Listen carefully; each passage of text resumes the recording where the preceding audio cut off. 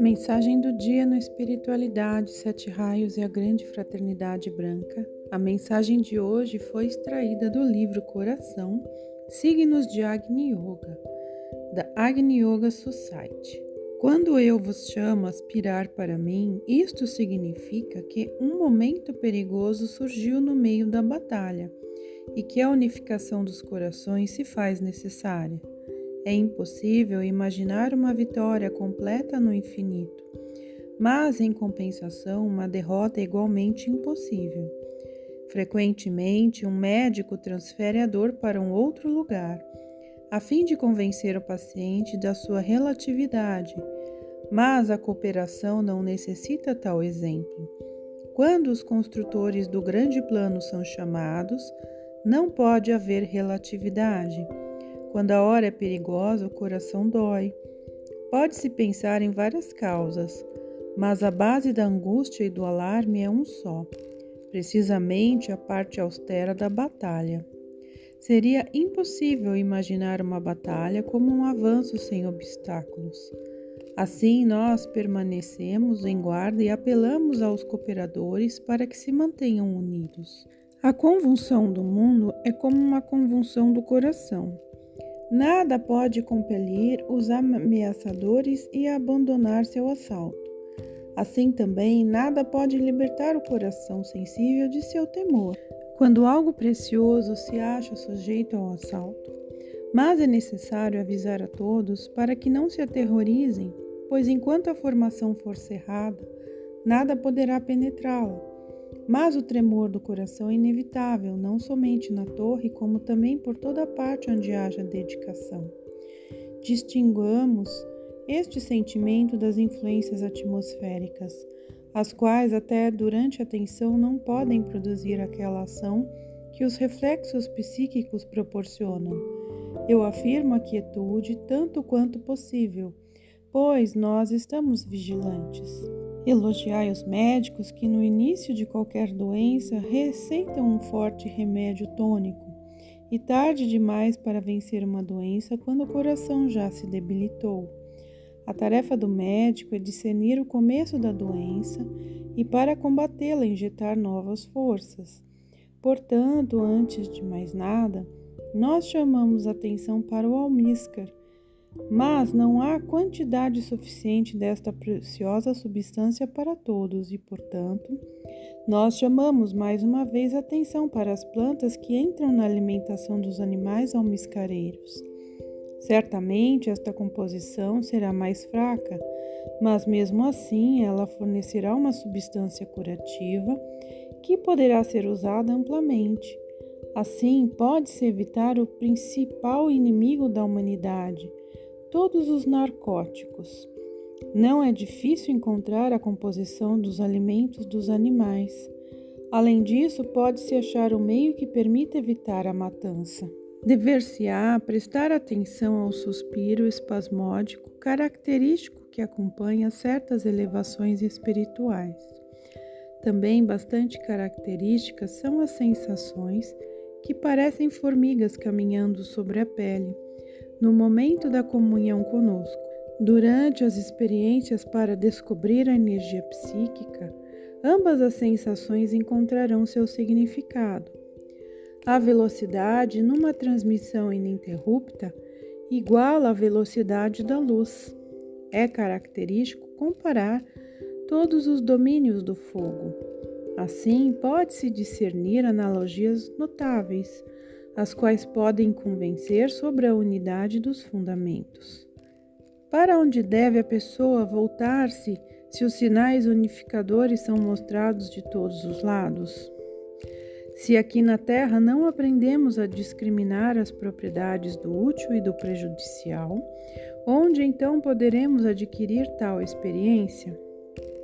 Seguindo a lei do coração, é necessário discernir com cuidado em cada manifestação as características úteis e as prejudiciais. Raramente, todas as propriedades de uma manifestação são boas ou más, mas o coração compreende onde estão as centelhas da luz e o pó das trevas, O novo não pode ser construído de acordo com os pensamentos terrestres convencionais e precondicionados. É necessário, porém, lembrar que a graça flui amplamente, suas centelhas são levadas a diferentes lares por um redemoinho cósmico. Vós mesmos vedes como brotam inesperadamente as sementes de uma planta. Do mesmo modo, há muitos tipos de diferenças humanas. É por causa disso que eu falo sobre a inclusão. Cada pensamento gera ação. O mais insignificante pensamento cria uma ação pequenina. Portanto, pensai amplamente a fim de, mesmo na perda, ainda poder permanecer um potencial suficiente para produzir consequências substanciais. Mesmo que as pessoas frequentemente não saibam como agir bem, pelo menos poderiam cultivar bons e amplos pensamentos no seu interior. Eu estou enfatizando os pensamentos educados, porque a poeira trevosa aniquila a beleza da criação. É difícil dirigir o pensamento para a boa construção, quando a neblina do sangue anuvia a consciência. Mais cedo ou mais tarde, porém, as pessoas terão que se voltar para a força do pensamento purificado. Por isto é melhor começar mais cedo. A raiz da imaginação está na base profunda da existência. Sem imaginação não pode haver aspiração para o conhecimento e a criatividade. Como pode o espírito criar se não está convencido pela imaginação? Como pode ele falar sobre o princípio superior se não houve a imaginação inerente à existência? Os valores do espírito se distinguem de acordo com este critério. Sem a imaginação, o princípio superior parecerá uma dança de esqueletos, mas, como podeis ver, agora é necessário um bálsamo para as partes da humanidade que estão apodrecendo. É necessário a cada dia pensar sobre as tarefas do novo mundo. É necessário empenhar-se para o novo mundo. É necessário empenhar-se para o novo mundo como para algo que já está atrás da porta. O cuidado com o novo mundo não deve ser deixado para alguém estranho. Para cada um deve conscientizá-lo por si mesmo. Devemos unir-nos, ao menos em pequenos grupos, para nos habituarmos à mentalidade comunitária. Espalhai o bem para todos os meios. É uma pena ver como às vezes um grão de areia para toda uma roda. Um coração grande abrange muito, mas um coração pequeno enche-se sobretudo de coisas pequenas. Não deve ser permitido que o mal se espalhe livremente. O exemplo de um jardim e da erva daninha é suficiente. Convidai os cantores de voz doce para passear entre as ervas daninhas e eles perderão toda a sua doçura.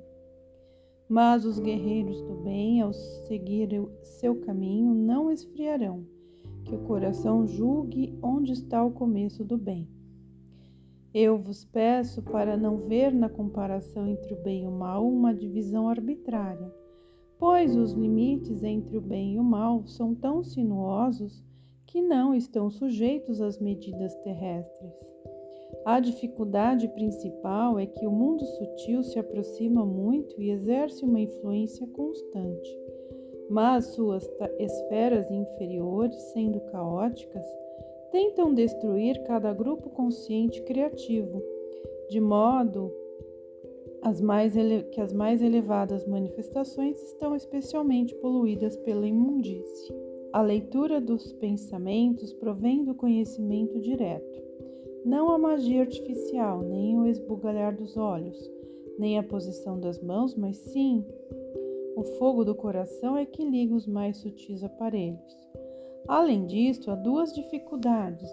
O leitor do pensamento pode estar cercado por várias correntes, aqueles cujos pensamentos estão sendo lidos podem pensar tão sem clareza que ele mesmo seja incapaz de definir seu pensamento básico.